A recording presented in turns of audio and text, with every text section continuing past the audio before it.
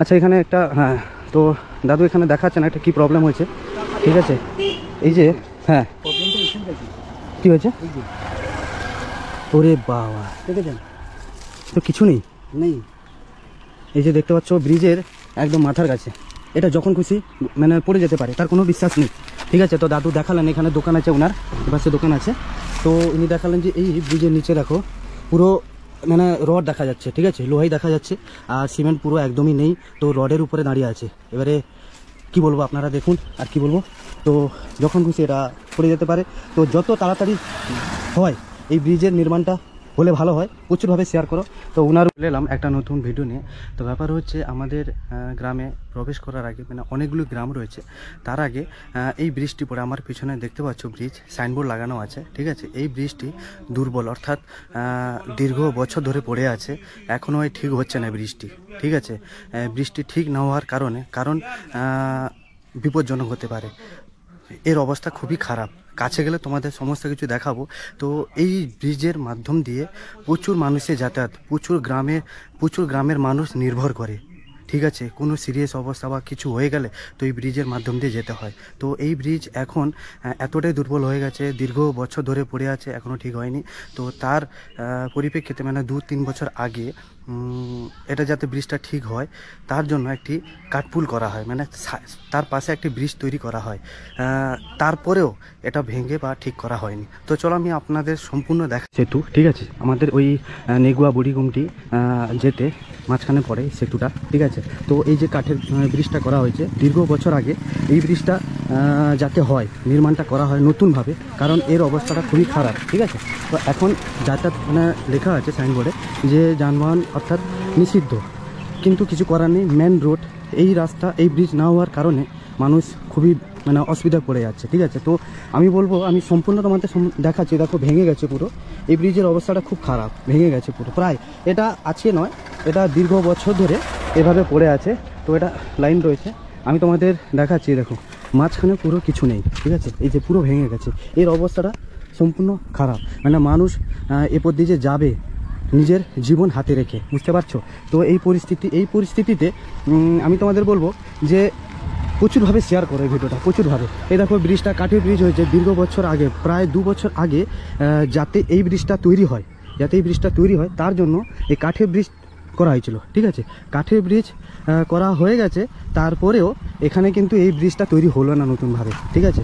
তো এখন এই পরিস্থিতির কারণে মানুষের যাতায়াতের খুবই প্রবলেম হচ্ছে, আর যখন খুশি বিপদ হতে পারে, আর বিপদ হয়ে গেলে তখনই হয়তো চোখ খুলবে, তাই না? তো তার আগে আমি তোমাদের সামনে তুলে ধরলাম এই পরিস্থিতি, ভয়ানক পরিস্থিতি, ঠিক আছে? তারপর কাঠের ব্রিজ আমি যাব, দেখাবো তোমাদের সম্পূর্ণ কাঠের ব্রিজটা।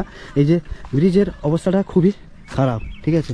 তো এই পথ দিয়ে বড় বড় গাড়ি, অর্থাৎ গ্রামে দেখো সিরিয়াস অবস্থা বা যে কোনো বড় গাড়ি বা কোনো প্রবলেম হলে তো নিয়ে তো যেতেই হবে, এটা হচ্ছে মেন রোড, ঠিক আছে? এই পথ দিয়ে আমরা বড় বড় সিটি বা বড় বড় হসপিটালে যেতে পারবো। তো এই রাস্তাটা যদি এইভাবে দুর্বল হয়ে পড়ে থাকে, বন্ধ হয়ে থাকে, তাহলে মানুষ কোন পথ দিয়ে যাবে, তাই না? তো বাধ্যতামূলক এই পথ দিয়ে নিয়ে যেতে হয় গাড়ি করে। তো এই পরিস্থিতির কারণে আমি কাঠের ব্রিজটা দেখাচ্ছি, কাঠের ব্রিজটাও প্রায় ভেঙে গেছে, ঠিক আছে? এই যে পরিস্থিতি দেখতে পাচ্ছ, নিচেরটা আমি দেখাচ্ছি তোমাদের, নিচের অবস্থাটা দেখো, এই ব্রিজের অবস্থাটা সত্যি মানে সম্পূর্ণ পুরো নষ্ট হয়ে গেছে, দেখেছো? যখন খুশি পড়ে যেতে পারে, তার কোনো বিশ্বাস নেই। এই ব্রিজের পরিস্থিতির কারণে মানুষ প্রতিবারে প্রতিবাদ করলেও, সরকারের কাছে পৌঁছে দিলেও তো এই পদক্ষেপটা নেওয়া হচ্ছে না। যখন বিপদ হয়ে যাবে কি তখনই পদক্ষেপটা নেবে, সেটাই আমি বলতে চাইছি, ঠিক আছে? তো আমি ওই জন্য তো আমার ব্লগের মাধ্যমে তুলে ধরলাম। চলো কাঠের ব্রিজটা দেখাচ্ছি, কাঠের ব্রিজটা হয়ে যাওয়ার পরে, ঠিক আছে? কাঠের ব্রিজটা হয়ে যাওয়ার পরে তবুও এটা ঠিক করা হলো না প্রায়, দেখো কারণ কাঠের ব্রিজটা কেন করা হয়েছিল, যেহেতু ওই ব্রিজটা দুর্বল হয়ে গেছে, ক্ষতি হয়ে গেছে, যখন খুশি বিপদ হতে পারে, তার জন্য এই ব্রিজটা তৈরি করা হয়েছিল। এই ব্রিজটা যখন হলো তখন কিন্তু ওই ব্রিজটা তৈরি করা হলো না, ঠিক আছে? তারপরে এখন দীর্ঘ বছর হয়ে গেছে, এটাও নষ্ট হয়ে গেছে, তাহলে এটা করবে নাকি ওটা করবে বলুন? এবারে আপনারা বিচার করুন তো কি হবে। ব্যাপার হচ্ছে এখন ব্রিজের খুবই প্রয়োজন, আর এখানে ব্রিজ না হলে, কারণ এখানে আমাদের প্রত্যেক গ্রাম, প্রত্যেক মানুষজন এখানে এই ব্রিজের উপরে নির্ভর করে। এই যে তোমাদের দেখাচ্ছি, এটাও প্রায় নষ্ট হয়ে গেছে। এর উপর দিয়ে কি গাড়ি যেতে পারবে? যেতে পারবে বলুন? যেতে পারবে না, একদমই যেতে পারবে না, কারণ এখন এর পরিস্থিতিও খারাপ হয়ে গেছে। তো দুটোই এখন দুর্বল। তো মানুষ যাবে কোন পথ দিয়ে বা চলাচলটা করবে কোন পথ দিয়ে? আর আমি বললাম আগে, এই ব্রিজের উপরেই অনেক গ্রাম নির্ভর করে, অনেক গ্রাম নির্ভর করে। এই যে এই খালটা হচ্ছে, আমি বলে দিচ্ছি খালটা কি, চম্পা নদী খাল, মানে চম্পা নদীর একটা খাল। তো ওই খাল থেকে, মানে খালের উপরেই ব্রিজটা হয়েছে। এই যে দেখুন, আমি সম্পূর্ণ তোমাদের ব্রিজটা দেখাচ্ছি কিভাবে দুর্বল হয়ে গেছে, ঠিক আছে? এর অবস্থাটা সম্পূর্ণ খারাপ হয়ে গেছে। তো আমি এই যে চম্পা নদীর খালটা, এই খালের উপরে ব্রিজটা হয়েছে। তো এই দীর্ঘ বছর ধরে এইভাবে পড়ে থাকার জন্য আজ মানুষের বিপজ্জনক ঘটনা যখন খুশি হতে পারে। তো আমি চাই যেন প্রচুরভাবে এই ভিডিওটা শেয়ার করা হোক, প্রচুরভাবে মানুষের কাছে পৌঁছে দেওয়া হোক। আর মানে যাতে ব্রিজটা হয়, খুব ভালোভাবে ব্রিজটা তৈরি হয়, তার জন্য শেয়ার করো, প্রচুরভাবে শেয়ার করো, সরকারের কাছে যাতে পৌঁছে যায়, ঠিক আছে? যাতে ব্রিজটা তৈরি করে মানে হলে মানুষ একটা রেহাই পাবে, ঠিক আছে? তো বেস্ট অফ লাক, ভালো থাকবেন, সুস্থ থাকবেন। এই পর্যন্ত ছিল। আর আপনারা বিচার করুন, আর আপনারা শেয়ার করে কমেন্ট করুন। আর আমার কাছে এই বলার ছিল, দেখালাম। তো আপনারা দেখবেন। ধন্যবাদ, টাটা। এই পর্যন্ত, পরের ভিডিওতে দেখা হচ্ছে। এখন খুশি, মানে বিপদ হয়ে গেলে তারপরে কি মানে পদক্ষেপটা নেওয়া হবে বলুন?